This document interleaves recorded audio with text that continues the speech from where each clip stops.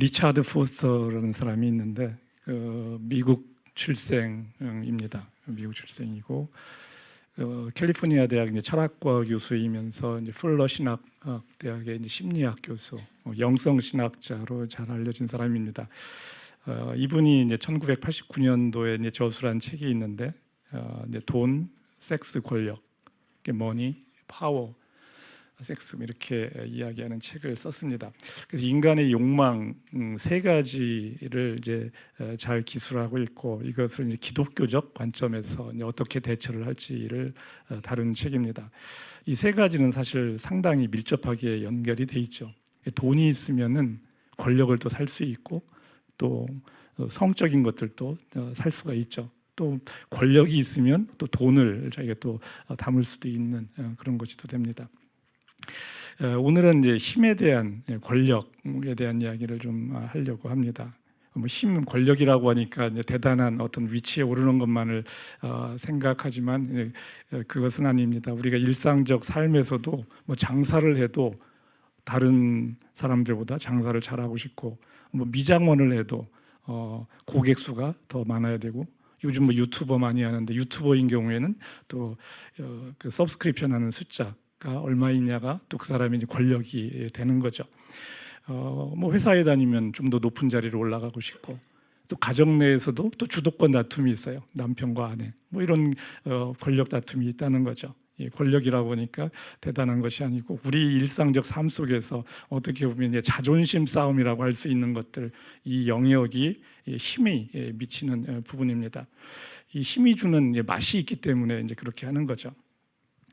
다윗은 지금 제가 계속 다루고 있는데 이스라엘의 이제 두 번째 왕이고 BC 1040년에 이제 베들레헴에서 태어났습니다. 3000년 전 이야기예요. 그런데 지금도 이 다윗의 이야기는 상당한 의미를 갖고 있습니다. 소년 다윗이 이제 골리앗을 죽이면서 이제 혜성과 같이 등장을 했죠. 그리고 이제 사울 왕에게 10년 이상 죽을 고비를 넘겨가면서 쫓겨다녔고 이 와중에 이제 600여 명의 그 부하들과 같이 다녀야 돼요. 혼자 도망 다니기도 힘든데 600명의 이제 부하들, 그것도 다 건강하지 않은 사람들이 많이 포함된 그런 부하들을 데리고 다닙니다. 이들을 이제 먹여 살려야 하니 이제 더욱더 이제 어려운 시간을 갖게 되는 거죠. 30살에 이제 헤브론의 왕, 유대의 왕이 됩니다. 그리고 37살에 이스라엘 전체의 왕이 됩니다. 40년간을 이제 왕위에 있게 되는데 그리고 이제 70세에 죽게 됩니다. 이 와중에 이제 두 번 하나님한테 되게 혼이 나는 이제 사건이 있게 되죠. 지난번에 이제 그 밧세바와의 간통 사건 이것을 다루었었고 그 이제 40 후반에 있게 된 사건이었어요. 그 우리야라는 자신의 충신을 그 종사령관 요압과 공무에서 살해하는 거죠. 이 섹스에 대한 부분, 성적인 부분에 대한 것이 여기에 다루어진 것이죠. 그에 대한 벌로 이 밧세바와 사이에서 태어난 아들은 일주일 만에 죽었고 다윗 집안에는 이제 칼부림이 죽을 때까지 이제 있게 되는 벌을 받게 됩니다. 그리고 오늘 이제 다룰 이야기인데 67세의 다윗은 이스라엘의 인구 조사를 합니다. 왕으로서 인구 조사는 당연히 할 만한 일인데 이 사건으로 다윗은 후회를 하게 되고 하나님도 또 후회를 하게 되는 이제 그런 일이 벌어지게 됩니다.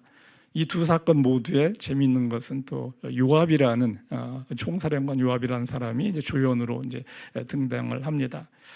요압은 다윗의 이복 여동생 스루야의 아들입니다. 정치적 야망이 컸고 교활했어요. 그리고 유능했고 용맹스러웠습니다. 이스라엘 개국공신 서열 1위가 이 요압입니다. 군대 장관이 되어서 이제 막강한 권력을 가졌던 인물입니다. 이 다윗은 요압 관련해서 이제 죽을 때 유언을 솔로몬에게 남깁니다. 요압이 백발이 성성하게 늙어서 죽게 놔두지 말아라. 이 말을 유언으로 남깁니다. 솔로몬은 왕이 된 후에 요압을 제일 먼저 제거를 하게 됩니다. 오늘은 그 이스라엘의 그 백성 인구 조사를 하면서 생기는 하나님과 다윗 사이에서의 이야기를 나누려고 합니다.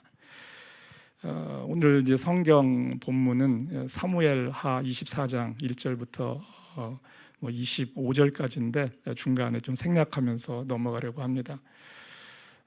이 사건이 있기 전에 이스라엘 백성이 하나님께 뭔가 불순종한 사건이 있어요. 그래서 하나님은 이스라엘 백성들을 손보고 싶은 마음이 있었습니다. 이제 그런 상태에서 그게 뭔지는 모르는데 그런 상태에서 이제 오늘의 이야기로 들어가는 겁니다. 긴 얘기인데 그냥 제가 읽도록 하겠습니다.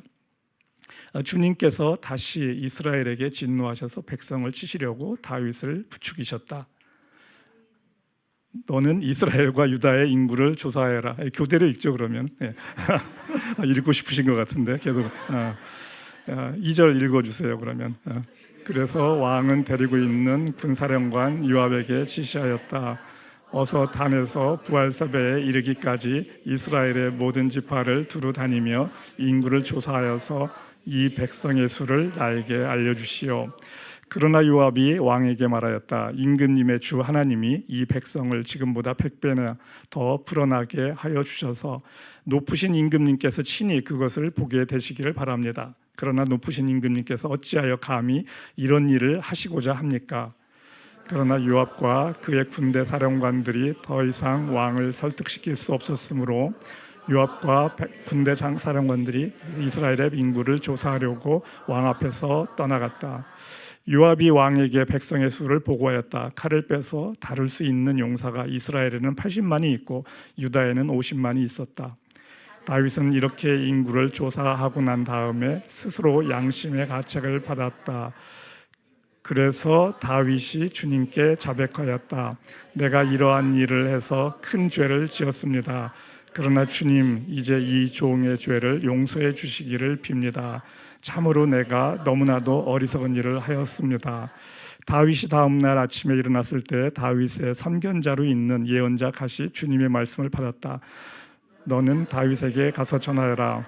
나 주가 말한다. 내가 너에게 3가지를 내놓겠으니 너는 그 가운데서 하나를 선택하여라. 그러면 내가 너에게 그대로 처리하겠다. 갓이 다윗에게 가서 그에게 말하였다. 임금님의 나라에 7해 동안 흉년이 들게 하는 것이 좋겠습니까? 아니면 임금님께서 왕의 목숨을 노리고 쫓아다니는 원수들을 피하여 3달 동안 도망을 다니시는 것이 좋겠습니까? 아니면 임금님의 나라에 사흘 동안 전염병이 퍼지는 것이 좋겠습니까? 이제 임금님께서는 저를 임금님께 보내신 분에게 제가 무엇이라고 보고하면 좋을지 잘 생각하여 보시고 결정하여 주시기 바랍니다. 그러자 다윗이 갓에게 대답하였다. 괴롭기가 그지없습니다. 그래도 주님은 자비가 많으신 분이니 차라리 우리가 주님의 손에 벌을 받겠습니다. 사람의 손에 벌을 받고 싶지 않습니다. 그리하여 그날 아침부터 정하여진 때까지 주님께서 이스라엘에 전염병을 내리시니 단에서 부엘세바에 이르기까지 백성 가운데 죽은 사람이 7만 명이 되었다. 천사가 예루살렘 쪽에서 손을 뻗쳐서 그 도성을 치는 순간에 주님께서는 재앙을 내리신 것을 뉘우치시고 백성을 사정없이 죽이는 천사에게 그만하면 됐다. 이제 너의 손을 거두어라 하고 명하셨다. 그때 주님의 천사는 여부스 사람 아라우나의 타작마당 곁에 있었다. 그때 다윗이 백성을 쳐 죽이는 천사를 보고 주님께 아뢰었다. 바로 내가 죄를 지은 사람입니다. 바로 내가 이런 악을 저지른 사람입니다. 백성은 양떼일 뿐입니다. 그들에게는 아무런 잘못도 없습니다. 나와 내 아버지의 집안을 쳐 주십시오. 그날 갓이 다윗에게 와서 말하였다. 여부수 사람 아라우나의 타작마당으로 올라가셔서 거기에서 주님께 제단을 쌓으십시오. 거기에서 다윗은 주님께 제단을 쌓아 번제와 화목제를 드렸다. 다윗이 땅을 돌보아 달라고 주님께 비니 주님께서 그의 기도를 들어주셔서 이스라엘에 내리던 재앙이 그쳤다. 이스라엘의 불순종이 먼저 있었고, 그리고 하나님은 다윗에게 백성의 수를 세라고 또 얘기를 해요. 백성의 수를 세라고. 참 흥미로운 대목이죠. 그리고 나서 다윗이 백성의 수를 세니까 막 화를 그냥 버럭 이렇게 내는 거거든요. 지금 이런 장면을 지금 보여주고 있어요. 이 다윗의 후회 그리고 하나님의 이제 후회 장면이 여기에서 이제 보여지고 있습니다. 첫 번째 질문은 하나님의 사람의 말을 잘 들어야 한다. 오늘 이제 성민 형제 마이크 줬나요? 예. 하나님의 사람의 말을 잘 들어야 합니까? 말 그대로 잘 들어야 한다고 생각합니다. 잘 들어야 된다. 그냥 듣는 정도가 아니고 잘 들어야 돼요. 듣는 쪽에 비중을 두긴 하더라도 경우에 따라서 안 듣기도 해야 되지 않을까. 뭔 소리예요? 이게 할 잘 들어야 할 잘 만한 새겨 들어야 잘 된다. 들어야 된다. 깊이 깊은 뜻이 있었네. 생각해보고. 오케이. 잘 새기지. 잘이란 말이 굉장히 중요한 표현이네요. 그죠? 그냥 들어서는 안 되고 잘 들어야 된다. 그죠? 굉장히 좋은 표현이네요. 제가 썼어도 그 문제 그 출제의도는 거기까지는 미치지 못했는데, 그렇죠. 잘 들어야 된다. 지금 다윗은 소년 시절부터 주변 사람이 보기에도 좀 못된 구석은 있지만은 하나님의 사람이라는 느낌을 갖고 있어요. 이 사울 왕에게 다윗을 추천할 때 뭐라고 다윗을 그 젊은 신하가 이야기하냐면 하나님이 그와 함께합니다라고 얘기해요. 다윗을 추천을 할 때 그래요. 근데 다윗은 좀 못된 구석도 꽤 있었어요. 말대답도 막 잘했다고 그랬잖아요. 그런 다윗이었는데, 자, 다윗은 하나님과 함께하는 사람이에요. 어떻게 보면 하나님의 사람이라고 말할 수 있어요. 그런 다윗이 말하면 들어야 되는데 요압은 또 안 들어요. 그렇지만 요압은 또 뭐냐면 하나님의 사람도 아니에요. 하나님의 사람이 아닌데 하나님의 뜻을 또 알고 있어요. 이런 아주 흥미로운 장면이 여기에 있다는 거죠. 이 하나님의 사람이 항상 옳은가라는, 그래서 지금 성민 형제가 잘 들어야 된다라고 얘기했는데 아주 좋은 표현이에요. 이 잘이라는 표현이. 항상 옳은가? 아니죠. 하나님의 사람도 언제든지 자신의 욕망으로 실족할 수가 있어요. 그래서 저는 여러분이 내 말을 듣는 사람이 되면 안 된다라고, 저는 셀에서 그런 얘기하고, 내 말을 듣는 사람이 되면 안 된다. 내가 실족하는 순간에 나를 돕는 자가 될 수 있기 때문에 그렇다라고 얘기합니다. 제가 언제 곁길로 갈지 저는 모릅니다. 많은 경우에 이 기독교의 타락이 여기에 있거든요. 곁길로 간 리더의 말을 듣고 하나님의 뜻에 반하는 길에 들어서게 되는 것입니다. 이 각자 하나님의 말씀을 분별할 줄 아는 사람이 되어야 된다는 거죠. 쉽지 않은 얘기죠. 여러분은 내 말이 아닌 하나님의 말을 듣는 사람이 되어야 되는 거죠. 그래야 곁길로 갔을 때 저를 돌이키게 도와줄 수 있어요. 그래야지 저를 살리고 여러분도 살 수 있는 거죠. 그래야지 하나님 안에서 저와 여러분이 진짜 친구가 될 수 있는 거죠. 진짜 좋은 친구가 되는 거죠. 저는 언제 어디에서 실족할지 알 수가 없어요. 이 하나님이 다윗 왕 말년에 다윗을 부추겨서 인구를 조사하게 하셨어요. 하나님이 그리고 이게 세라고 인구조사를 하라고 또 얘기를 했어요. 하나님의 뜻이 뭐냐 또 이거죠. 하나님은 세라고 하고 나서는 또 막 노발대발 하시는 거거든요. 지금 이 하나님의 말씀에 그럼 순종한 거 아니냐라고 생각할 수 있죠. 다윗을 또 부추겼다라고 해요. 다윗의 마음속에 백성의 수를 계수하고 싶은 마음이 있어요. 근데 그 시간이 얼마나 지났냐면 37년 동안 그 마음이 있었어요. 37년 동안 왕이 된 것이 30세였어요. 그리고 지금 이 백성의 수를 계수한 게 67세야. 그 마음이 계속 있었어요. 근데 그것을 지금 하나님이 부추겼다고 하는데, 그럼 37년 동안이나 어떻게 다윗은 그 마음을 계속 갖고 있었지? 라는 생각이 들 수 있는 거죠. 다윗에게 인구 조사를 하고 싶은 마음이 있는 것을 하나님이 알고 이제 드러나게 이제 했다는 거죠. 드러나게 했다는 거예요. 다윗이 왕으로서 37년이 지났습니다. 여태까지 인구 조사를 안 했다는 게 말이 안 되는 거죠. 사실 그것이 신기한 겁니다. 다윗이 고난을 당할 때는 사울 왕에게 쫓겨다니면서 10년 이상을 죽을 고비를 넘길 때 하나님만을 믿고 따랐습니다. 이제 자신의 힘이 어떠한지 확인해보고 싶은 마음이 당연히 듭니다. 인구 조사를 하고 싶은 거예요. 내 백성이 얼마나 되는지, 내 군사가 얼마나 되는지. 왕으로서 이걸 모른다는 게 말이 안 되는데 37년을 그러고 살아온 거예요. 다윗은 하나님의 뜻을 몰랐습니까? 당연히 알죠. 그러니까 37년을 참은 거죠. 37년을 참은 거예요. 재밌는 것은 하나님의 사람이 아닌 요압도 그것을 알고 있다는 거죠. 그리고 다른 장수들도 그것을 알고 있어요. 그러니까 이제 말리는 거죠. 다윗이 하나님이 하라고 했지만 다윗이 그걸 막상 하려고 하는 것을 막는 겁니다. 하나님의 진짜 마음은 그거 아니다라는 거죠. 이제 두 번째 질문. 하나님은 다윗에게 인구조사를 하라 하고 인구조사를 한 다윗에게 화를 냅니다. 본인이 하라고 하고 나서는 하니까 막 화를 내는 거예요. 이게 화낼 일인가라는 질문입니다. 딱히 화낼 일은 아닌 것 같은데 이렇게 화를 내시는 걸 생각해 보면은 이거는 좀 작정하고 화를 내신 거라는 생각이 들고요. 그게 생각해 보면 말씀하신 대로 같은 행동에도 어떤 사람의 마음속은 생각이 다르기 때문에 하나님하고의 어떤 의도가 다르지 않을까 싶습니다. 그 부분 때문에 화를 내셨을 거라고 생각을 하는데 뭐 화낼 일은 아니라고 생각합니다. 화낼 일은 아닌데 이 정도 하여튼 참았으면은 그 7만 명이 죽어나갑니다. 이 건으로 7만 명이 죽어나가요. 사실 이제 부부싸움 같은 경우에도 보면은 이제 아내가 남편에게 이제 화가 난 게 있어요. 그런데 어떤 꼬투리를 잡아서 화를 내는 거잖아요. 보통은 바로 그냥 화를 낼 수는 없어요. 그 건에 대해서는. 왜냐하면 그 건에 대해서 화를 내는 거는 또 좀 유치하다고 여길 수도 있고 별로 적절하지 않다고 생각할 수 있어요. 근데 속에 담아두고 있는 거죠.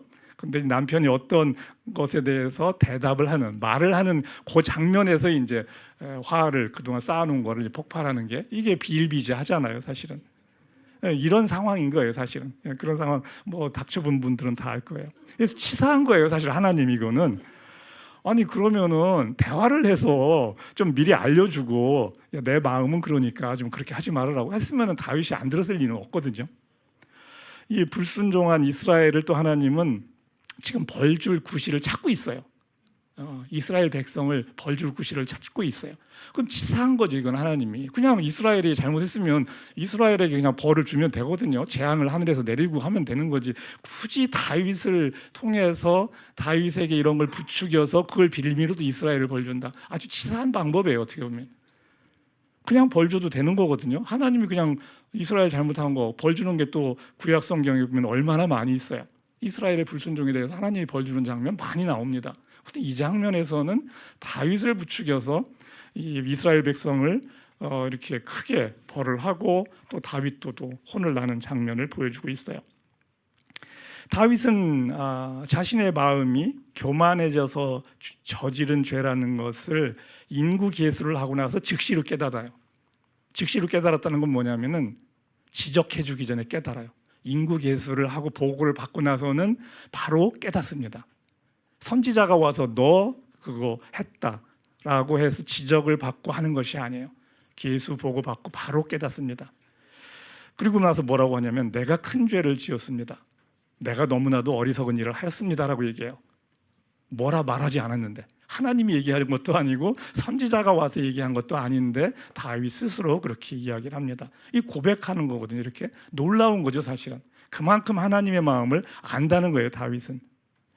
하나님은 그리고 나서 이제 벌로 3가지를 제시하고 그 중에 하나를 택하라고 합니다. 이것도 웃기는 거죠, 사실은. 아니, 너 손바닥 맞을래? 엉덩이 맞을래? 뭐 이거하고 똑같은 거거든요. 벌 주는데 선택권을 줘요. 그냥 벌 주지 뭘 또 선택권을 줍니까? 근데 하나님은 또 이렇게 이 장면에서는 벌에 대해서 2가지도 아니고 3가지를 줍니다. 3가지를 주고 선택을 해보라고 그래요. 그 하나가 이제 온 나라에 7배 흉년이 드는 거, 그리고 목숨을 노리는 원수를 피해서 다윗의 목숨을 노리는 원수를 피해서 3달 동안 도망 다니게 하는 거. 왜냐하면 다윗이 왕이 되기 위해서 피를 많이 흘렸거든요. 그 이야기는 정적들이 꽤 있다는 얘기죠. 그러니까 이제 도망 다니는 것을 이야기하고, 그 다음에 3번째로 나라에 사흘 동안 전염병이 퍼져서 백성들이 죽어나가는 것. 이 3가지 중에 하나를 이야기하는 거죠. 이 선택권을 왜 줍니까? 사실은 이해하기 어려워요. 갑자기 인격적으로 하나님이 또 바뀌었어요. 인격적으로 선택권을 존중해주는 모습을 보여주는 거죠. 밧세바 사건에 대해서는 선택권이 있었냐? 없었어요. 이렇게도 선택권을 준 적이 없어요. 하나님의 일하심을 우리가 정형화시키지 않아야 되는 이유가 여기에 있어요. 하나님은 살아계신 분이라는 거죠. 우리가 그분을 교리로 알려고 하면 실패합니다. 그런데 대부분은 교회에서 교리를 가르치잖아요. 그런데 교리로 그분을 알려고 하면 실패해요. 그런데 교리를 또 가르쳐요. 다윗은 이제 3번을 택하는 거죠. 다윗은 자기가 잘못해놓고 벌은 무고한 백성에게 받게 합니다. 하나님은 다윗이 뭘 선택할지 궁금해합니다. 사실은 또 3번을 선택해줘야지 이스라엘 백성을 또 혼낼 수 있거든요. 그런데 진짜 다윗이 또 그 3번을 택할지 하나님은 또 보고 싶은 거예요. 이걸 정해놓고 하는 것이다라고 하면 이 살아있는 성경에서 하나님과의 스토리를 죽어있는 재방송으로 이야기하는 거거든요. 하나님은 모든 것을 아신다는 말로 하나님을 퉁치고 가면 안 된다라고 얘기하는 게 그것입니다. 하나님은 살아계신 분이에요. 변화할 수 있고 변할 수 있다는 거죠. 다윗은 뭘 선택할지 궁금해하는 거죠. 다윗은 자신의 선택을 통해서 하나님의 또 다른 면을 알게 되는 것이에요. 자, 그러면은 내가 왕이라면 어떤 벌을 택했을까? 성민 형제, 이건 내가 어저께 준 질문은 아니에요. 저는 2번 하겠습니다. 목숨을 노리는 원수를 피해서 석 달 동안 도망 다니는 쪽을. 원래 잘했고 이렇게 익숙한 아, 방법이고 쫓겨다니는 삶에 익숙했기 때문에 잘할 것 같은데 저도 3번을 왜 했는지 잘 정말 이해가 안 되는 부분이었던 것 같습니다. 그렇죠. 다윗은 사울 왕에게 쫓겨다니는 게 10년 이상을 죽을 고비를 넘기면서 쫓겨다니는 거거든요. 3달이면은 야, 이거는 그냥 껌값인 거예요. 사실 어떻게 보면 다윗이 그동안 있었던 삶에 비하면 껌값인 거죠. 근데 지금 다윗의 나이가 몇 살이에요? 다윗은 70에 죽습니다. 지금 67세예요. 자, 67세면 지금 나이로 하면 몇 살이에요? 90세 정도 되는 거예요. 90세. 자, 성민 형제는 지금 젊어요. 그죠? 그러니까 뭐 내가 뭐 10몇 년 동안 그 쫓겨다녔는데 3달 뭐 그 정도야 뭐 할 수 있어요. 근데 성민 형제가 나이 90이 됐을 때 같은 이야기를 할 수 있을까라고 고민을 해보라는 거예요. 나이 90이 됐을 때 힘도 없고 이제 그죠? 세상 귀찮고 이런 나이가 됐을 수 있는데 어떤 거 했을 때 쉽지 않은 거죠. 다윗은 나름 머리를 굴리죠. 내가 잘못한 것이니 자비로운 하나님이 백성들을 크게 해치지는 않을 것이다라고 여긴 거죠. 자기가 잘못했는데 전염병이 돌아도 조금 돌다 끝나겠지라고 생각한 거죠. 그 기대는 여지없이 깨지는 거죠. 7만 명이 죽어나갑니다. 하나님에 대해서 다윗이 헛다리를 짚었다는 거죠. 이 하나님 속을 알 수 없으니 당연히 뭐 이렇게 되는 거죠. 이 사람 속도 알기가 어려운데 어떻게 하나님 속을 알겠어요, 우리가? 사실 뭐 부부 생활 저 30년 해도 집사람 속을 내가 알 수가 없을 때가 너무 많아요. 사람 속도 이렇게 같이 살아도 알기 어려운데 보이지도 않는 하나님의 속을 무슨 수로 알겠습니까? 다윗 생각에 하나님은 자비가 많으신 분이다라고 속으로 생각을 해요. 그리고 자신의 경험이고 지금 성경 본문에도 하나님은 자비가 많으신 분이니 라고 하면서 자기가 3번을 택하는 거거든요. 자비가 많다라는 얘기는 자비가 없을 때도 있다는 얘기죠. 자비가 많다, 사랑이 많다. 많다는 건 항상 사랑만 한다라는 얘기는 아니에요. 많다라는 얘기는 적을 때도 있다는 거죠. 적을 때도 있다. 그 순간이 언제인지는 알 수가 없어요. 그 순간이 100년이 될 수도 있고 1000년 동안이 될 수도 있는 거죠. 영원 속에서 보면 이 땅에서의 시간이라는 것은 순간에 불과한 것이기 때문에 그러합니다. 이 하나님의 분노하는 모습, 이 구약 성경에는 자주 나옵니다. 사실 그 장면들을 보면 정말 하나님 옹졸하다라고 느껴질 수 있는 장면들이 여지없이 많이 나옵니다.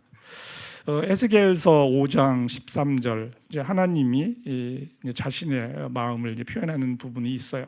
한번 같이 읽어보겠습니다. 이렇게 나의 분을 다 쏟아야 그들에게 품었던 분이 풀려서 내 마음도 시원하게 될 것이다.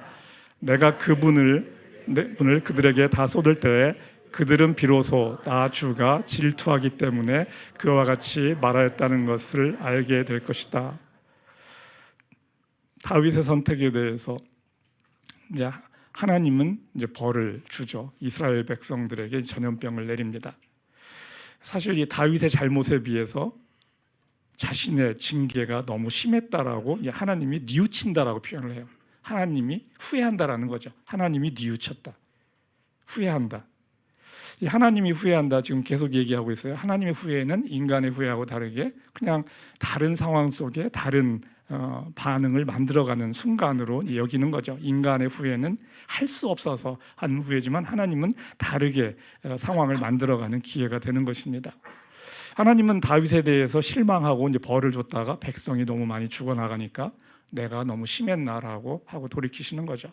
내가 너무 옹졸했나라는 생각이 드는 거예요. 이제 다윗도 좀 늙었지 이제 예전 같지 않을 텐데 사실 하나님이 매우 인간적으로 보이는 장면을 지금 보여주고 있어요. 이사야서 55장 8절 이 하나님의 이제 말씀인데 같이 읽겠습니다. 나의 생각은 너의 생각과 다르며 너희의 길은 나의 길과 다르다. 주님께서 하신 말씀이다. 네 번째 질문은 이렇다면 하나님의 뜻을 생각하는 것이 의미가 있나? 이런 생각 안 들어요, 여러분? 어떻게 생각해요? 성민 형제는? 기본적으로 하나님의 생각이 궁금하긴 합니다. 언제나 그렇기 때문에 의미를 찾자면 그럴 것 같은데 깊이 생각해봐도 딱히 다른 선택을 하는 것보다는 하나님의 생각을 하나님의 뜻을 알려고 고민해 보는 게 어쩌면 제가 선택할 수 있는 최선이라고 생각합니다. 이 말씀을 보면 그러면 하나님을 생각하라는 얘기 하지 말란 얘기예요. 내 생각과 너희 생각은 다르니까 아예 생각하지 말아라. 생각할 필요 없다라는 얘기입니까? 그렇지 않죠. 다른데 생각하라는 거예요. 다른데 생각해라. 사실 이 말씀을 딱 예전에 읽었을 때는 내 생각과 네 생각은 다르다. 그러면 나더러 어쩌라고라고 이 말이 딱 나오잖아요. 그래 나더러 어쩌라고 라는 생각이 나오는 거죠. 내가 안다고 생각하면 틀린다는 얘기거든요. 내가 그분을 안다고 생각하면 틀린 거라는 얘기예요. 하나님은 알아가야 하는 대상이에요. 살아있는 분이고 알아가야 하는 대상이에요. 영원히 그것도 알아가야 되는 대상이에요. 뭐 100년, 200년 그분을 알아서 알 수 있는 게 아니라는 거죠. 살아있는 분이니 또 어떻게 바뀔지도 알 수가 없어요. 나와 다른 하나님을 경험하면서 하나님을 알아가라는 거죠. 그리고 네가 아는 하나님, 그 하나님을 너는 알았다고 생각하지 말고 더 알아라, 또 알아라 라고 이야기를 하는 거죠. 이 하나님은 우리의 본질이에요. 우리가 하나님의 형상으로 빚어졌기 때문에 우리의 본질 속에 하나님이 있는 거죠. 나의 본성을 따르지 않음으로써 나의 본질인 하나님을 알아가게 되는 거예요. 나의 본성, 내로 살지 않음으로써 내 본질인 하나님을 알아가는 것. 이게 너무 어렵죠, 사실은. 어떻게 내 본성대로 안 살아요? 그걸 살아가 보면서 내 본질을 또 깨달아 간다는 거죠. 다윗은 37년간 인구조사를 하지 않았어요. 저는 대단히 칭찬할 만한 일이에요. 이거는 37년을 어떻게 참지? 왕으로서 백성의 숫자를 모르고 군사의 숫자를 모른다. 아름아름은 자기도 알았겠죠. 그런데 직접 세서 이게 다 더해서 알지는 못한다는 거예요. 계속 근지럽겠죠. 근지럽. 사실 어떻게 보면 왕으로서 폼 한번 잡고 싶잖아요. 자기 백성이 얼마인지, 군사가 얼마인지 그거 한번 딱 생각해 보면 내가 이 정도의 나라를 다스리고 있구나. 품 한번 잡을 수 있는 거잖아요. 근데 하나님은 그거 못 봐준다는 거예요. 그거 못 봐준다. 이 하나님은 엄청난 질투를 갖고 계신 분이에요. 엄청난 질투를 갖고 계셨어요. 다른 사람은 모르지만 다윗 너는 안 된다라는 거예요. 너는 그렇게 하면 안 된다. 다른 사람은 모르지만 너는 안 된다. 이 사랑은 질투와 함께 같이 가는 거죠. 그래서 이 하나님의 어떤 사랑, 하나님의 질투 이것이 막 어우러져 있는 게 이제 구약 성경에 보여주는 많은 장면들이 거기에 있는 거죠. 별거 아닌 거에 대해서 버럭 화를 내고 별거 아닌 것 같은 이 장면에서 7만 명이 죽어나가고 말 그대로 사랑 싸움에 이 주변에서는 막 작살이 나는 거예요. 지금 하나님과 그 다윗의 그 사랑 싸움에 뭐 이 부부 싸움이죠. 소위 말해 저는 부부 싸움이라고 보는데 이 부부 싸움에 난리가 나는 거예요. 지금 사실 어떻게 보면 사람들은 세상에서 힘을 가지려고 많은 노력을 합니다. 저도 그러합니다. 저도 힘을 가지려고 노력을 해요. 제가 노력하는 만큼 동일하지는 않지만 그거에 준해서 힘이 주어집니다. 그래서 저 열심히 살아요. 힘을 가지려고. 이 힘이 주는 맛이 크기 때문에 그러한 거죠. 하나님은 누군가에게는 힘을 주고 누군가에게는 또 주지 않습니다. 힘이라는 것도 10명이 한 명의 힘이냐 100명이 한 명의 힘이냐 1000명이 한 명이냐 10,000명이 한 명이냐 그 힘의 크기도 다 달라요. 2명 중에 한 명 갖고도 또 둘이 싸우는 거거든요. 자존심 싸움을. 힘의 크기가 다를 뿐이지 힘이 주는 유혹은 동일하다는 거죠. 이 성경은 시편 147편 10절에서 이렇게 또 이야기합니다. 시편 기자의 이야기인데 한번 같이 읽겠습니다. 주님은 힘센 준말을 좋아하지 않으시고 빨리 달리는 힘센 다리를 가진 사람도 반기지 않으신다. 주님은 오직 당신을 경외하는 사람과 당신의 한결같은 사랑을 기다리는 사람을 좋아하신다. 그럼 질문을 또 합니다. 하나님은 우리에게 힘을 주시면서 왜 힘센 사람을 좋아하지는 않나? 지금 이 얘기를 하고 있거든요. 힘을 주기는 주세요. 근데 힘센 사람을 또 좋아하지 않는데, 반기지 않는다, 기뻐하지 않는다는 거거든요. 힘센 사람을 기뻐하지 않는다. 왜 이러냐 이거예요. 힘을 또 주시는 거예요. 누군가에게는 힘을 주고 누군가에게는 줬던 힘을 뺏기도 하고 안 주기도 하고. 근데 이게 하나님이신데, 물론 하나님을 모르는 사람은 자신의 노력으로 그 힘을 얻었고 그 힘을 또 재수가 없어서 뺏겼다라고 생각할 수 있어요. 근데 이제 하나님을 아는 사람은 주시는 분도 하나님이시고 거두어가는 분도 이제 하나님이라고 생각을 하는 거죠. 그렇게 믿고 살아가는 건데, 자, 왜 힘센 사람을 좋아하지 않을까요? 힘센 사람을 좋아하지 않는 것 같지는 않고요. 힘센 사람이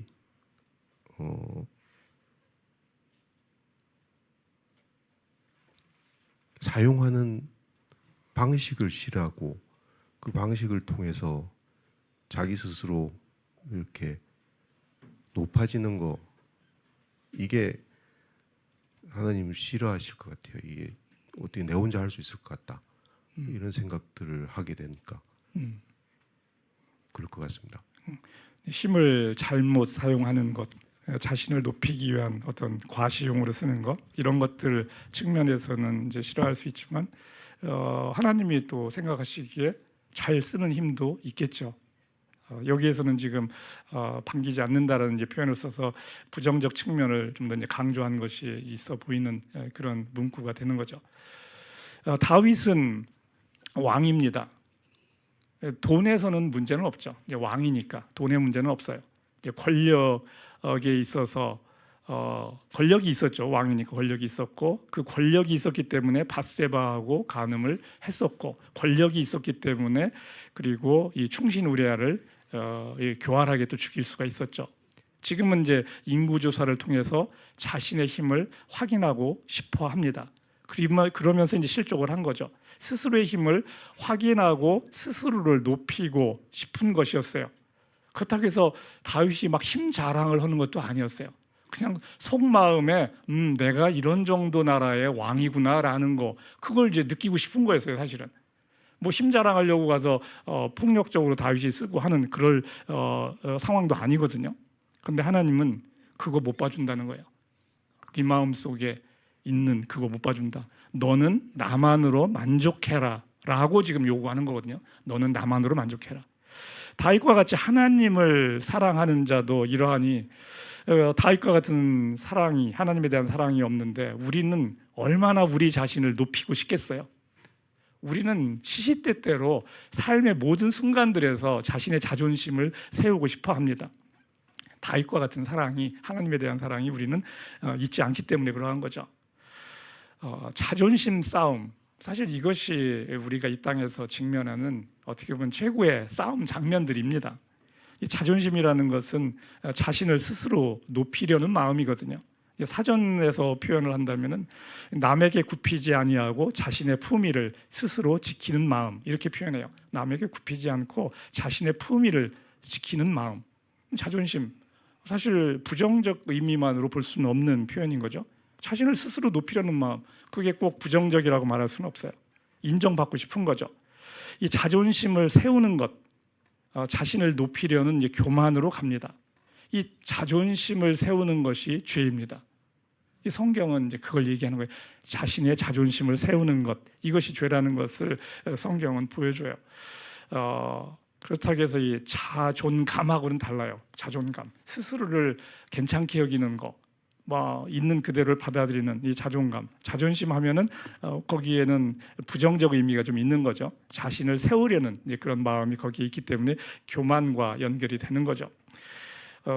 집안에서도 아까 마찬가지라고 그랬어요. 부부간에도 자존심 때문에 싸우는 일이 사실 대부분인 거죠. 한쪽이 죽으면 가정에도 평화가 오죠. 이게 쉬운 일이 아니기 때문에 가정에서 이제 어려움이 있는 겁니다. 하루는 죽어줬지만 그 다음 날 또 죽는 건 또 쉽지 않잖아요. 또 다른 문제거든요. 그래서 이제 평화가 깨지는 거죠. 우리가 하는 일은 먹고 사는 수단이지만은 이 성취를 통해서, 일을 통해서, 성취를 통해서 자신을 높이는 수단이 됩니다. 이 권력이라고 하니까 아까 말씀드렸듯이 뭐 대단한 큰 힘을 생각하지만 우리의 삶의 모든 영역이라는 것이 힘을 갖기 위한 싸움이에요. 뭐 장사에도 좀 더 큰 장사를 하고 싶고, 그리고 뭐 유튜버를 해도 거기에 가입자 수가 몇 명이냐, 뭐 회사 가면은 좀 더 높은 자리, 뭐 계속 어떻게 보면은 이 폼나는 거, 좀 폼나는 자리, 이게 이제 힘이 되는 거죠.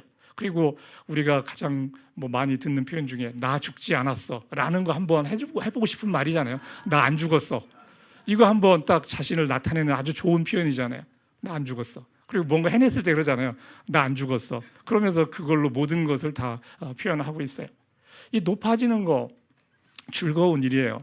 그리고 하나님 뜻에 따라 살면서 높아지면 사실 더 즐거운 거죠. 크리스찬으로서는. 하지만 높아지기 위해서 세상의 방법을 쓰지 말아야 된다는 거죠. 자신을 더럽히지 말라는 거예요. 말씀대로 살아서 그러면 높아질 수 있을까? 이게 우리가 세상 속에서 늘 직면하는 문제죠. 말씀대로 살면 높아지기가 조금은 어려워지죠.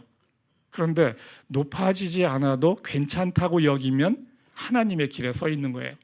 내가 높아지지 않아도 괜찮아요. 하나님이 있으니까 괜찮아요. 마음은 쓸쓸하죠. 그래도 괜찮아요. 내가 그러면 세상의 방식으로 살아가면 높아질 수 있나라고 질문합니다. 내가 세상의 방식대로 살면 내가 높아질 수 있나? 당연히 가능성은 좀 올라가죠. 그러니까 세상 사람들은 다 세상의 방식대로 좀 더 힘을 얻으려고 노력을 하고 돈을 더 벌려고 노력을 하는 거죠. 그런데 가능성은 조금 올라가지만 반드시 높아지는 건 아니죠. 자신만 더럽히고 높아지지도 못할 가능성이 제일 커요. 세상의 권모술수를 써도 자신은 높아지지 않을 가능성이 훨씬 큽니다. 높아지지도 못하고 자신만 더럽히는 거죠.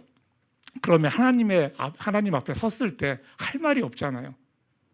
하나님 앞에 섰을 때 할 말이 없어요. 자신을 더럽혀 가면서 높아지면 자존심을 잠시 세울 수 있죠. 그 다음에 뭐가 남느냐 이거죠. 약간의 자존심의 만족. 이제 그것을 하나님과 이제 바꾸게 되는 이런 것을 보게 되는 거죠. 잠시의 기쁨을 위해서 영원한 기쁨을 포기하는 것이 되는 거죠. 영원한 삶이 있다는 것을 믿는다면 결국 하나님 뜻대로 사는 것이 최선이다라는 것을 알게 됩니다. 세상에서 잠시 초라해도 그게 남는 것이라는 거죠. 근데 잠시라는 게 문제는 내 인생이라는 거예요. 몇십 년이 되잖아요. 잠시 초라한 거 1, 2년이면 괜찮겠고 5년이어도 괜찮겠어요. 근데 10년, 20년 이러다 내 인생 끝나는데 이거 어떻게 이 초라함을 이겨낼 수 있냐 이거죠. 잠시 초라해도 괜찮아요라고 할 수 있으면 그게 진짜 이제 믿음이 되는 건데, 사실 이렇게 말을 하면 박세웅 전도사 너는 그래도 뭐가 좀 있지 않냐, 그러니까 그래도 그런 말이라도 하지. 사실 맞아요. 저는 좀 뭐가 있어요. 뭐가 좀 있습니다. 있으니까 뭐 좀 초라해져도 잠시고 그렇게 뭐 대단한 초라함이 또 아니니까 괜찮다라고 여길 수 있어요. 그렇지만 더 올라갈 수 있는데 올라가지 않는 것도 있다는 거죠. 더 벌 수 있는데 더 벌지 않는다는 거죠. 그것과 하나님을 바꾸지 않는다는 거예요. 원하는 것을 얻지 못해도 하나님과 함께라면 괜찮다. 이 표현, 이것은 하나님에 대한 나의 사랑의 표시입니다. 하나님만으로 내가 만족한다는 표시죠. 원하는 것을 얻지 못하니 기뻐하기는 어렵죠. 하지만 하나님이 함께하니까 그것으로 충분하게 여기는 거죠. 그런 나를 하나님은 어떻게 볼까? 사실 그런 나를 하나님은 감동하는 눈으로 보는 거죠. 기뻐하는 거죠. 하나님이 나를 기뻐하는 거죠. 얘가 진짜 나를 사랑하는구나. 얘가 진짜 나를 믿는구나 라고 받아들이는 거죠. 그런데 세상 속에서는 내가 이 순간에 이것을 얻지 못하면은 내 인생 끝나는 것 같은 느낌을 가질 때가 너무 많죠. 그러니까 매 순간이 어떻게 보면 시험의 영역 속에 있는 거죠. 이 순간에 이걸 꼭 얻어야 될 것 같은 절박함이 있다는 거죠. 사도 바울은 우리가 생각하는 세상 복을 누린 사람은 아니죠. 예수 믿고서 이제 직사하게 고생을 했던 사람인데 거기에 더해서 바울에게는 이제 질병이 있던 걸로 봅니다. 뭔가 질병이 하나 있었어요 몸에. 그것도 사도 바울은 결국은 이제 복으로 여깁니다. 그것이 있는 그 질병이 발생하는 뭐 간질이라는 말도 있고 한데 그게 얼마나 추하겠어요.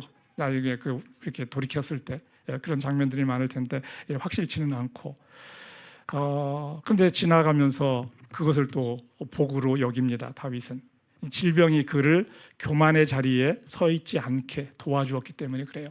그 질병이 있으므로 자신의 그 어떻게 보면 추함인데 이제 그런 것들이 있음으로 해서 자기가 교만치 않게 했다는 거죠. 그래서 이제 고린도후서 12장 7절에서 사도 바울이 이렇게 이야기합니다. 내가 교만하게 되지 않도록 못하도록 하나님께서 내 몸에 가시를 주셨습니다. 이것을 위해서 다윗이 엄청나게 기도도 많이 했어요. 이거 너무 창피하다라고 여겼던 것 같아요. 이거 어떻게 보면 교인들 앞에서 정말 하나님의 메시지를 잘 전했는데 자신의 어떤 그런 너무나 창피한 초라한 모습을 이렇게 직면해야 되는 이런 상황, 돌이켜보면 너무나 부끄러울 수도 있는 이런 장면들을 근데 끌고 가야 되는 사도 바울, 뭐 이런 저는 그런 장면 속에서 이 사도 바울이 이런 표현을 하는 거죠. 그리고 이것을 이제 받아들이는 거죠. 그것이 없애달라고도 기도했지만 안 들어주셨어요. 야고보서 4장 6절, 뭐 이건 이제 구약 잠언에도 나온 얘기인데 나오는 얘기입니다. 한번 같이 읽겠습니다. 하나님께서는 교만한 자를 물리치시고 겸손한 사람에게는 은혜를 주신다. 은혜를 준다. 이런 표현을 딱 들으면은 무슨 느낌이 드세요? 아, 나를 세상에서 좀 높여주시겠구나 라는 생각이 들죠. 겸손한 사람에게는 은혜를 주신다. 겸손한 사람을 하나님께서는 높여주신다 라는 느낌으로 이제 받아들이게 된다는 거죠. 그런데 하나님이 그러냐 이거죠. 그렇지는 않죠. 만약 겸손한 사람이 세상에서 높아지면 어떻게 될까? 겸손한 사람이 세상에서 결국 한 자리 다 하더라, 높은 자리에 가더라 라고 하면 어떻게 될까요? 그러면 그 다음부터는 겸손 학원이 생겨요. 겸손 학원. 그러면 열심히 겸손 훈련합니다. 뭐 눈에 보이는 거 얻는데 무슨 돈을 써서라도 학원에 가서 우수한 성적으로 졸업하려고 하죠. 그래서 그걸 얻어내야 되는 거죠. 이 돈을 내면서 겸손을 배우려고 한다는 거죠. 그러면 겸손하면 세상에서 모두 낮은 자리로 가나? 그렇지도 않죠. 세상에서 높은 자리로 갈지 낮은 자리로 갈지는 그것은 겸손과 무관하게 또 벌어지는 또 다른 사건이 된다는 거죠. 높아짐은 하나님이 주어보는 선물이지 하나님이 진짜 주고 싶은 거는 그 선물이 아니죠. 하나님이 진짜 주고 싶어 하는 것은 하나님 자신이에요. 하나님은 하나님 자신을 우리에게 주고 싶어 합니다. 하나님이 나의 자존심이라는 거죠. 하나님이 나의 자존심이라는 거예요. 하나님은 인구조사를 통해서 다윗이 하나님만으로 만족하는지 테스트를 했습니다. 다윗을 왕 삼은 사람은 하나님이에요. 다윗은 왕의 꿈을 한 번도 꾼 적이 없습니다. 사울도 마찬가지예요. 이 하나님은 다윗이 왕의 자리에 매이는지 확인하고 싶은 거예요. 왕의 자리를 줬는데 그 왕의 자리에 매여 있는가를 보는 거예요. 그 왕의 자리를 나 하나님보다 더 크게 보느냐라는 것을 보고 싶은 거죠. 왕으로서 40년간 재위를 했습니다. 테스트에서 잠깐 실패한 거죠. 37년 동안이나 백성의 숫자를 세지 않았어요. 그리고 잠깐 벗어나서 이제 그것을 셌던 거죠. 그런데 백성의 수를 세고 나서는 지적을 받지 않고 곧바로 자기가 잘못했다라고 얘기하잖아요. 이 사울 왕과 다른 지점이 여기에 있는 거죠. 사울 왕은 지속적으로 왕의 자리에 매여서 살았어요. 그래서 나의 체면을 생각해달라는 표현을 하고, 그리고 왕의 자리에 매여 있었기 때문에 다윗 앞으로 왕이 될 다윗을 죽이려고, 그래야지 자기가 왕을 계속 이어가고 자기 아들 요나단에게 왕의 자리를 물려줄 수 있으니까 그 다윗을 죽이려고 10년 이상을 쫓아다니는 거거든요. 사울은 그래서 불순종의 대명사로 삶을 마치게 되는 거였죠.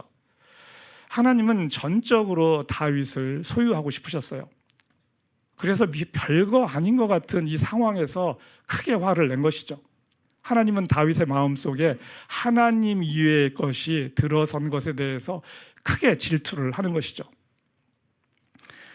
요한복음 1서 2장 15절과 16절 한번 같이 읽어보도록 하겠습니다. 이것은 이제 사도 요한이 이제 쓰는 글입니다. 여러분은 세상이나 세상에 있는 것들을 사랑하지 마십시오. 누가 세상을 사랑하면 그 사람 속에는 하늘 아버지에 대한 사랑이 없습니다.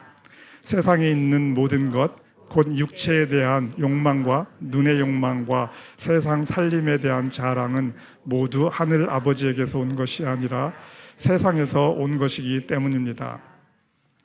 하나님은 우리에게 이 세상에서 자랑할 만한 것을 주시기도 합니다. 근데 어떤 사람은 자랑할 만한 것이 하나도 없을 수도 있겠어요. 그렇지만 잘 생각해 보면 조금은 있을 수도 있고, 그러한 자랑할 만한 것을 받으면 이제 감사하면 됩니다. 그런데 그것을 자랑하지는 말라는 거죠. 이게 쉽지 않은 얘기예요. 자랑할 만한 것을 줬는데 그것을 자랑하지는 말아라.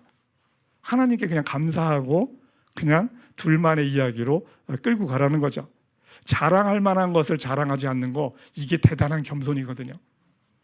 왜냐하면 하나님이 더 크신 분이기 때문에 하나님이 준 부스러기 가지고 세상에 가서 자랑하는 거, 그게 유치하다라고 여기는 거죠. 어떻게 보면 이제 그럴 정도의 자존심을 가진 사람이 되기를 하나님은 원하는 거죠. 하나님을 사랑하지 않으면 자신을 높이려고 합니다. 하나님에 대한 사랑이 없으면 자신을 높이려는 생각에서 벗어나기가 어렵습니다. 하나님 없이 스스로 만족하는 것, 이게 자신을 높이는 거거든요. 하나님 없이 스스로 만족하는 것, 이게 자신을 높이는 것인데, 자족하는 삶, 그리고 자기가 노력해서 얻은 것으로 만족하는 삶, 대단치 않지만 소시민적 삶을 살면서 만족합니다. 이런 사람 세상 속에 많아요. 많습니다. 어떻게 보면 이게 지혜가 있는 거죠. 세상의 지혜입니다. 이 한우를 먹지 않아도 삼겹살 먹고 충분히 행복해하는 거예요. 그리고 한우 먹는 사람들하고 비교하지 않아. 그럼 이건 세상의 지혜가 되는 거죠. 뭐 이런 지혜 갖는 사람도 많지는 않아요. 사실 부러워하죠. 대부분은. 나는 저거 언제 먹나. 이거 어리석은 거예요. 사실은. 근데 지혜 있는 사람은 한우 먹는 사람 안 부러워하고 삼겹살 먹는 걸로 자족할 줄 압니다. 이거 세상의 지혜죠. 불필요한 것에 자신의 감정을 낭비하지 않는 거죠. 번듯한 부자는 아니지만 하나님 없이 자신을 믿고 살아보겠다. 그러면 세상적으로 부자예요. 하나님 없이 자신을 믿고 살아가고 스스로 자족하겠다. 이게 부자입니다. 자신 안에 믿을 만한 것이 있다라고 여기는 것이죠. 대단한 것이 아니에요. 어떻게 보면 세상적으로 평균적 수준의 사람일 수 있어요. 그런데 스스로 자족하면서 살아갈 수 있는 지혜가 있어요. 이러면 부자인 거예요. 보이지 않는 하나님을 찾고 의지하기 어렵죠. 진리를 만나기가 어려워요. 그런데 세상적으로 겸손하고 자족할 줄 알고, 그리고 불만 없이 잘 살아갈 수 있어요. 부자가 천국에 들어가기 어려운 이유예요. 세상의 부자라고 하니까 엄청난 부자를 여러분 생각하는데, 스스로 자족하면서 살아가는 사람도 부자예요. 부자의 수준이 좀 다른 것뿐인 거죠. 그러면 그 사람도 여전히 하나님 나라를 들어가기는 어려운 거죠. 그러니까 이 땅에 주어진 많은 사람들, 뭐 지금 종교인구는 뭐 20% 남짓밖에 안 돼요. 뭐 다 스스로 그냥 살아가는 사람들인 거예요. 뭐 불만 속에서, 또는 뭐 스스로 행복 속에 살아갈 수 있겠죠. 하나님에 대한 사랑을 매 순간 이어가기는 어렵습니다.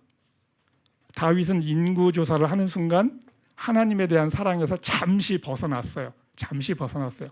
하나님이 자신을 왕 삼은 것을 잠시 잊고 자신이 가진 힘, 수십 년을 자기가 지금 행사해 온 그 힘을 잠시 자랑하고 싶은 마음, 그것도 누구에게 대놓고 자랑하는 것도 아니에요. 스스로 마음속에 자랑하고 싶은 마음이 드는 것, 이것이 생겨난 것이거든요.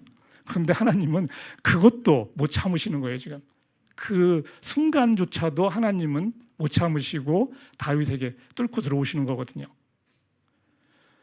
지속적으로 하나님을 사랑하는 거 쉽지 않습니다. 이 하나님을 아는 지식이 커질수록 하나님과의 사랑 속에 머무는 시간도 늘어나는 거예요. 다윗은 40년을 살아가면서 왕으로서 40년 살아가면서 사실 실족한 순간이 많지는 않아요. 항상 하나님께 모든 걸 묻고 살지도 않아요. 그렇지만 일관된 그 삶의 모습이 있다는 거죠. 근데 그것이 결국은 하나님의 마음에 합한 자라는 그런 말을 듣게 한 것이에요. 그가 인간적으로 그 수준 높은 그런 사람이 꼭 된 것도 아니에요. 왜냐하면 말년에 솔로몬에게 요압 그거 죽여라 하고 유언을 남기고 갈 정도였어요.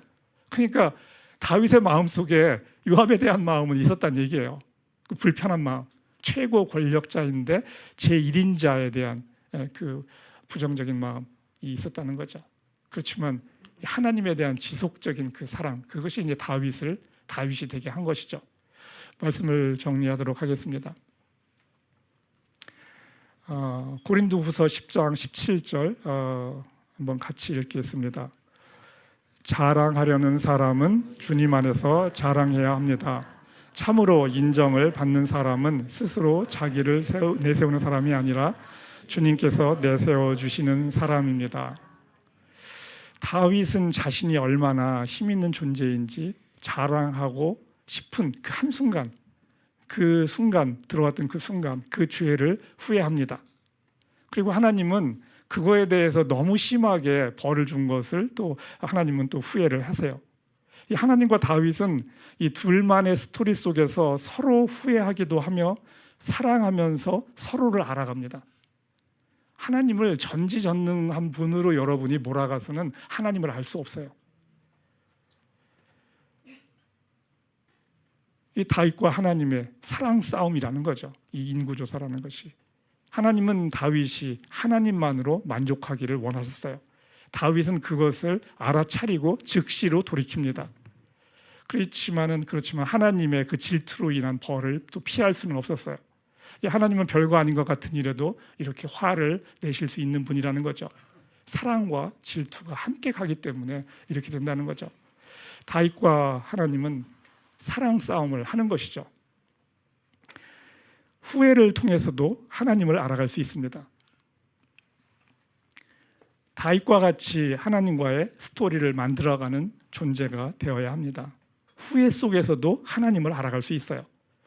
죽을 때까지 마음속 갈등이 있을 수 있지만 이를 통해서 하나님을 알아가며 예수님을 닮아가는 거예요. 이 스토리가 화려하지 않아도 상관없습니다. 이 둘만의 사랑 이야기는 어떻게 보면 굉장히 유치해요. 굉장히 유치합니다. 그런데 둘에게는 너무나 소중하다는 거죠. 둘밖에 없는 거예요. 사실 다른 것은 안중에도 없는 거죠.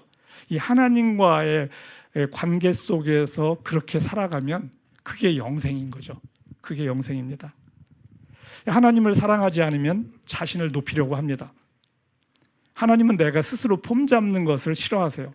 내가 폼 잡으면 내 안에 들어올 수 없기 때문에 그러합니다. 하나님이 질투를 하는 것입니다. 이 스스로를 높이고 싶은 마음이 올라오면 하나님을 생각하면서 다시 중심을 잡으면 된다는 거죠. 이 하나님 앞에서 자신을 낮춰야 됩니다. 야고보서 4장 10절 같이 읽겠습니다. 주님 앞에서 자신을 낮추십시오. 그리하면 주님께서 여러분을 높여 주실 것입니다. 하나님이 나를 높여 주실 것이다. 세상에서 지금 나를 높여 주실 것이다.